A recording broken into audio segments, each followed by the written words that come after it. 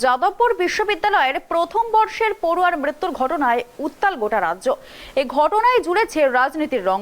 এবার যাদবপুর বিশ্ববিদ্যালয়ে যাচ্ছেন বিধানসভার বিরোধী দলনেতা শুভেন্দু অধিকারী। শুক্রবার অর্থাৎ 18ই আগস্ট নদিয়ায় বগুলার মৃত পড়ুয়ার পরিবারের সঙ্গে দেখা করতে যাবেন তিনি। তার সঙ্গে থাকবেন আরো 10-15 জন বিজেপি বিধায়ক। নিহত ছাত্রের পরিবারের পাশে দাঁড়ানোর পাশাপাশি ছাত্র মৃত্যুর প্রতিবাদে বিধানসভা উত্তাল করার হুঁশিয়ারি দিয়েছেন বিরোধী দলনেতা। ইউজিসিকে যাদবপুর বিশ্ববিদ্যালয় পরিদর্শনে আসার জন্য চিঠিও পাঠাবেন তিনি। বৃহস্পতিবার যাদবপুর বিশ্ববিদ্যালয়ে যাচ্ছেন বিধানসভার বিরোধী দলনেতা শুভেন্দু অধিকারী। ছাত্র মৃত্যুর ঘটনার প্রতিবাদে আজ বিকেলে এবিভিপির অবস্থানে যোগ দেবেন বিরোধী দলনেতা। 18ই আগস্ট বগুলায় মৃত পড়ুয়ার বাড়িও যাবেন শুভেন্দু। সঙ্গে যাবেন 10 থেকে 15 জন বিজেপি বিধায়ক। শুধু তাই নয়, ছাত্র মৃত্যুর প্রতিবাদে বিধানসভা উত্তাল করারও হুঁশিয়ারি দিয়েছেন বিরোধী দলনেতা। পাশাপাশি ইউজিসিকে যাদবপুর বিশ্ববিদ্যালয় পরিদর্শনে আসার জন্য চিঠি লিখবেন বলেও জানিয়েছেন বিজেপি নেতা।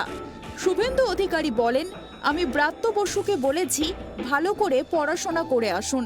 অ্যাকশন টেকেন রিপোর্ট, অর্থাৎ পড়ুয়া মৃত্যুর পর কি কি পদক্ষেপ করা হয়েছে তার রিপোর্ট আপনাকে দিতে হবে, নয়তো হাউস চালাতে দেব না।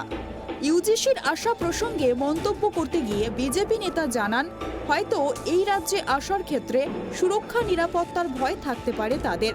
তিনি বলেন, যেহেতু আমি বিরোধী দলনেতা তাই আমার অধিকার আছে ইউজিসিকে জানানো। চেয়ারম্যানের কাছে চিঠি লিখব যাতে দ্রুত এই রাজ্যে দল পাঠানো হয়। উল্লেখ্য, প্রথম বর্ষের পড়ুয়ার মৃত্যুর ঘটনায় ইউজিসির কাছে বিভিন্ন অভিযোগ জমা পড়েছিল। এর পাশাপাশি ঘটনার রিপোর্ট জমা দিতে বলা হয়েছিল বিশ্ববিদ্যালয়কে। যাদবপুরের তরফে পাওয়া সেই রিপোর্টে সন্তুষ্ট ইউজিসি। তার জন্য বুধবার রাজ্যে আসেনি তারা। তবে মঞ্জুরি কমিশনকে আসার জন্য চিঠি লিখবেন শুভেন্দু। অপরদিকে গতকাল কেন্দ্রীয় শিক্ষা প্রতিমন্ত্রী দাবি করেছিলেন, যাদবপুর বিশ্ববিদ্যালয়ের দেওয়া উত্তরে যে ইউজিসি সন্তুষ্ট নয়। একই সঙ্গে রাজ্যের শিক্ষামন্ত্রী ব্রাত্য বসুকে যাদবপুর বিশ্ববিদ্যালয়ের পরিস্থিতি খতিয়ে দেখার আহ্বান জানিয়েছিলেন তিনি।